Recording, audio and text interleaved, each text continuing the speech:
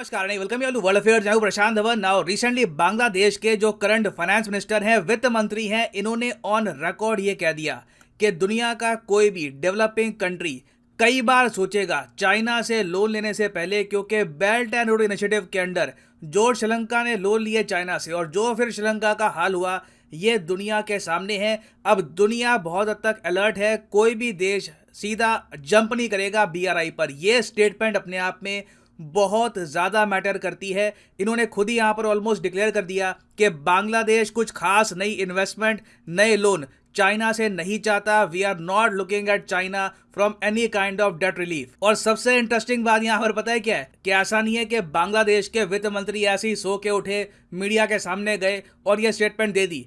इस स्टेटमेंट के पीछे का बैकग्राउंड बड़ा इंटरेस्टिंग है। रिसेंटली आपको जान के हैरानी होगी, चाइना के जो विदेश मंत्री हैं वांग यी, ये गए बांग्लादेश में। इनकी बांग्लादेश की विजिट बहुत लंबे समय से पेंडिंग थी। फाइनली ये गए बांग्लादेश में। इन्होंने यहाँ पर खड़े होकर काफी कंट्रोवर्शियल स्टेटमेंट्स भी दी और जैसे ही ये वापस गए, पीछे से बांग्लादेश के जो फाइनेंस मिनिस्टर हैं, उन्होंने कह दिया कि हम चाइना से कोई लोन नहीं देंगे। कोई भी डेवलपिंग कंट्री हो सकता है कि इन द फ्यूचर चाइना से लोन ले भी ना। अब यहाँ पे आपका एक बहुत ही बेसिक क्वेश्चन आएगा, सुनने में आ रहा है बांग्लादेश में थोड़ा इकोनॉमिक क्राइसिस चल रहा है, ये लोग इंटरनेशनल मॉनेटरी फंड के पास गए, उनसे लोन मांगा है बांग्लादेश ने। इनके यहाँ पेट्रोल डीजल बहुत महंगा हो चुका है, लगातार हाइक्स हो रही है, लोग प्रोटेस्ट कर रहे हैं उसके अगेंस्ट। तो ऐसे टाइम में बांग्लादेश तो सोचेगा कि चाइना से चलो जल्दी से लोन ले लो, अभी के लिए कुछ रिलीफ मिल जाएगा। तो बांग्लादेश ऐसी स्टेटमेंट्स क्यों दे रहा है? देखिए, इसके पीछे बहुत सारे रीजंस है। पहले तो मैं आपको ये बता दूं, चाइना के विदेश मंत्री वांग यी को बांग्लादेश का दौरा करने में ही बहुत टाइम लग गया। एक्चुअली वांग यी कई महीनों से चाहते थे कि बांग्लादेश का टूर करने का इनको मौका मिले, मगर हर बार बांग्लादेश कहता था कि अभी हम लोग बिजी हैं, अभी हमारे जो मिनिस्टर हैं, जो बांग्लादेश के मिनिस्टर हैं, ये यूएस जा रहे हैं, ये इंडिया जा रहे हैं, कहीं और जा रहे हैं।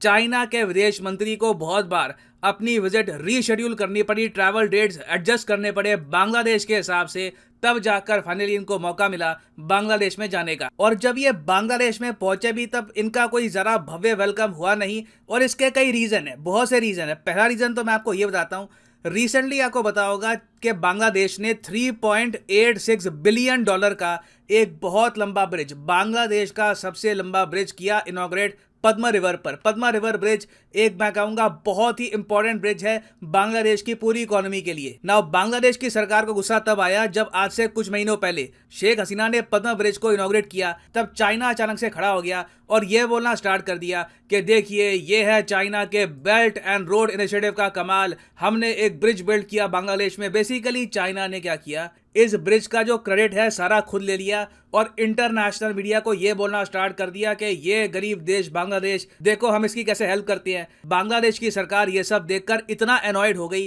कि इनको ऑन रिकॉर्ड बोलना पड़ा कि इस ब्रिज का कोई चाइना की फंडिंग से रिलेशन नहीं है, ये ब्रिज कंप्लीटली बांग्लादेश ने फंड किया है, चाइना ने यहाँ पर कुछ फंडिंग नहीं दी। और ना ये bridge belt and road initiative का पार्ट है, उल्टा बांग्लादेश के साथ साथ साउथ कोरिया को भी यहाँ पर कूदना पड़ा चाइना को स्नब करने के लिए। साउथ कोरिया को ऑन रिकॉर्ड बोलना पड़ा कि ऐसा नहीं है कि चाइना की कंस्ट्रक्शन कंपनी ने सारी कंस्ट्रक्शन यहां पर देखी है, साउथ कोरिया की कंपनी है कोरिया एक्सप्रेसवे कॉर्पोरेशन, इन लोगों ने सुपरवाइज करी है पूरी कंस्ट्रक्शन और मेंटेनेंस का काम भी साउथ कोरिया यहां पर संभालेगा। तो दोनों साउथ कोरिया और बांग्लादेश को लिटरली चाइना को पुश बैक करना पड़ा कि पद्मा ब्रिज का सारा क्रेडिट आप नहीं ले सकते झूठ फैलाकर। उसके बाद देखिए, बांग्लादेश की सरकार में नाराजगी तब भी बढ़ गई जब चाइना का एक बड़ा अजीब सा प्रपोजल आया। इन्होंने ये कहा कि हम आपके बड़े शहरों में मेट्रो बना देंगे, बस इसके बदले में अपने स्मार्ट सिटी में ना हमको स्टेक दे दो। अब स्टेक का यहाँ पर रियल मतलब क्या था, बांग्लादेश की सरकार ने बताया नहीं कि चाइना क्या यहाँ पर जमीन मांग रहा था, या फिर चाइना जो इनके ब्रिजेस हैं, जो सड़कें हैं, उनका जो टोल इकट्ठा होगा उसे प्रॉफिट मांग रहा था। मगर जहां तक मैं देख पा रहा हूं, चाइना के इस प्रपोजल से बांग्लादेश की सरकार खुश नहीं थी। तो पहले तो पद्मा ब्रिज वाला इशू, उसके बाद ये अजीब से चाइना के प्रपोजल जो चाइना यूजुअली देता है पाकिस्तान को या फिर जो कोई बहुत ज्यादा मुश्किल में फंसा हुआ देश हो, मगर चाइना ने एक्चुअली मैं कहूंगा मिस कैलकुलेट कर लिया बांग्लादेश को। मैं आपको बता चुका हूं इन द पास्ट, बांग्लादेश के पास ऐसा नहीं है कि विदेशी मुद्रा भंडार बिल्कुल खत्म हो गया है। आज भी आप अगर देखो तो $39-38 बिलियन के आसपास इनके पास विदेशी मुद्रा भंडार है, ये कंट्री बैंकरप्ट होने नहीं वाला। यहाँ पर पाकिस्तान, श्रीलंका जैसा हाल बिल्कुल नहीं है। तो एक कंट्री जो थोड़ी बहुत सेल्फ रिस्पेक्ट रखता है वो ऐसे जो ऑफर है उनको सुन के थोड़ा गुस्सा फील करेगा और वो गुस्सा अपना दर्शाएंगे भी।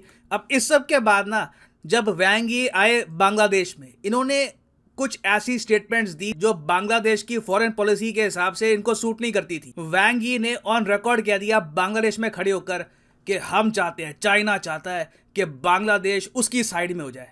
अब ये देखो, जो ये लाइन है ना, इतनी कंट्रोवर्शियल है कि बांग्लादेश चाइना की साइड में हो जाए। अब इंडिया चाइना के रिलेशंस आज के समय कैसे हैं दुनिया को पता है। ऐसे समय बांग्लादेश को आप फोर्स क्यों करोगे कि आप साइड चूज करो?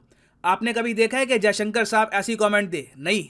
जयशंकर साहब की आप कमेंट देखोगे बिल्कुल अलग टाइप की होती है। बहुत हाई लेवल के डिप्लोमेट रह चुके हैं, अब मिनिस्टर बने हैं। तो आप देखोगे जयशंकर साहब जब भी जाते हैं बांग्लादेश, ये कहते हैं कि बांग्लादेश इंडिया के लिए सबसे इंपॉर्टेंट कंट्री है हमारी नेबरहुड फर्स्ट पॉलिसी में। हम कभी ये नहीं कहते कि हम चाहते हैं कि बांग्लादेश हमारे साथ खड़ा रहे। ये स्टेटमेंट्स होती है एम्पायर्स की, राजाओं की, कि छोटे कंट्री हो तुम हमारे साथ खड़े रहो। हमारी अप्रोच और टाइप की होती है और ऐसी स्टेटमेंट्स आप देखोगे बांग्लादेश में वेलकम भी की जाती है। वो भी प्रिविलेज फील करते हैं, वो भी खुश फील करते हैं ये देखकर कि इंडिया जैसा बड़ा कंट्री हमको इतनी इंपॉर्टेंस दे रहा है। तो ओवरऑल आप कह सकते हैं कि वैंग यी की विजिट कंप्लीटली डिजास्टर्स थी। उसके अलावा देखो, बांग्लादेश के विदेश मंत्री ने ऐसा नहीं है कि कोई बदला निकाला चाइना पे कि अच्छा तुम हमको ये कहोगे तो ये सुनो। नहीं, जो बांग्लादेश ने कहा है वो 100% सत्य भी है।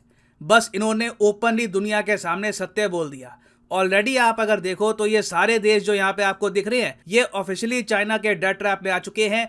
इन कंट्रीज ने बिलियंस ऑफ डॉलर्स का लोन उठा रखा है चाइनीज कंपनी से। प्रॉब्लम यह है किसी को नहीं पता, मुझे भी नहीं पता कि लोन की शर्तें क्या है, इंटरेस्ट रेट क्या है। सारी कंडीशंस कंप्लीटली हिडन होती है। नो वन नोस कि रियलिटी में यहाँ पर हो क्या रहा है। उसके अलावा बांग्लादेश के वित्त मंत्री ने यहाँ पर यह भी ऐड किया कि चाइना काफी बार ना ऐसे देशों को लोन देके भूल जाता है, ये पूछता ही नहीं है कि ये पैसा किस प्रोजेक्ट पे लगाओगे, क्या ये प्रोजेक्ट सक्सेसफुल होगा नहीं होगा। वर्ल्ड बैंक 85 बार सर्वे करता है, चेक करता है कि जो हम पैसा दे रहे हैं किसी सोलर पावर प्रोजेक्ट के लिए, किसी रेलवे प्रोजेक्ट के लिए, क्या ये इकोनॉमिकली फीसेबल है, क्या ये देश इस प्रोजेक्ट से पैसा कमा पाएगा।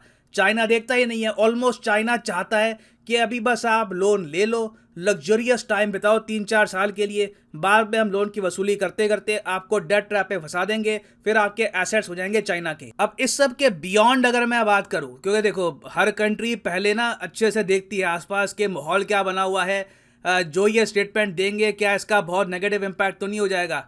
तो बांग्लादेश को अब ये भी पता है कि चाइना आज से 5 साल पहले जो चाइना बन गया था कि बिल्कुल ब्लैंक चेकबुक, किसको बिलियन चाहिए अभी लो, अब चाइना वो भी नहीं रहा।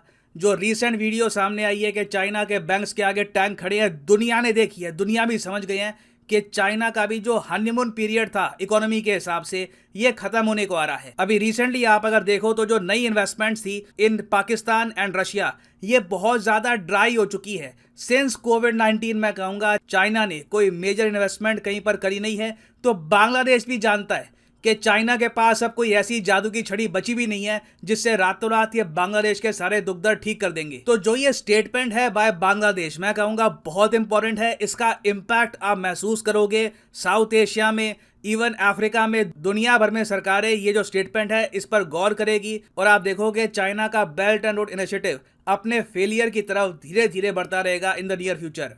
और फाइनली यहाँ पर मैं ये भी ऐड कर दूं कि आप किसी भी एग्जाम की तैयारी कर रहे हैं तो अनअकैडमी का अभी स्पेशल एक ऑफर चल रहा है जिसके अंडर आपको 6 मंथ्स एक्स्ट्रा मिलेंगे। फॉर एग्जांपल लेट्स से आप प्रिपेयर कर रहे हैं फॉर यूपीएससी, तो आप यहाँ पर यूपीएससी सब्सक्रिप्शन के लिंक पर करोगे क्लिक और यहाँ पे आप देख पाओगे लिखा हुआ है कि आपको 12 महीने एक्स्ट्रा मिलेंगे अगर आप 36 महीने का कोर्स परचेज करते हैं। अगर आप 24 महीने का कोर्स परचेज करते हैं तो 6 महीने आपको एक्स्ट्रा मिलेंगे। तो मेरे हिसाब से बेस्ट यहाँ पे ऑफर है 36 महीने का, क्योंकि सीधा आपका जो 3 साल का आपकी वैलिडिटी है ये बन जाएगी 4 साल की अगर आप अभी ये कोर्स परचेज करते हैं। तो अगर आपके पास अभी टाइम है, आप एक कॉलेज स्टूडेंट है, आराम से आप मानते हैं कि 2024-25 के आसपास एक जेन्युइन अटेम्प्ट देना यूपीएससी का, तो आप जो ये 36 महीने का कोर्स है ये कर सकते हैं purchase automatically, you will get 12 months free. ये डिस्काउंट ऑफर 12 अगस्त तक है। 12 अगस्त मध्य रात्रि को ये ऑफर खत्म हो जाएगा। और जो यहाँ पर प्राइसेस लिखे हैं ये भी पे करने की आवश्यकता नहीं है, सिंपली यहाँ पर कोड डालिए PD10 और आप देखेंगे प्राइसेस अपने आप यहाँ पर गिरना भी स्टार्ट हो जाएंगे। So use the code PD10 and save money. So इसी नोट के साथ ये है वीडियो का अंत। Thank you for listening and as always God bless you all.